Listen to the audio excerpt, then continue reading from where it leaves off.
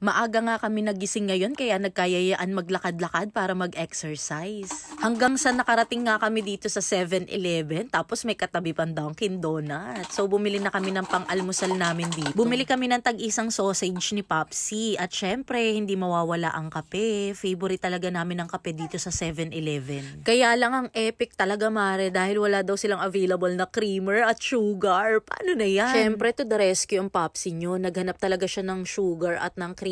Bumili pa siya sa Dali. Dito na nga kami nag-almusal sa Dunkin Donut para mas malamig. Aba, syempre bumili kami para hindi naman nakakahiya. Tapos na nga kumain ng mga chikiting kaya tayo naman ang lalafang. Kain tayo. Habang nalilibang pa nga ang mga bata dito sa loob, inuubos muna namin ni Popsi yung mga tira-tira nilang pagkain. Kasi tignan nyo naman, grabe, parang kinagatan lang yung mga donut. Inaabot na nga din kami ng anong oras dito, mga mare. Kaya ayan, dumaan na rin kami sa Baliwag para bumili ng pangtanghalian namin na ulam.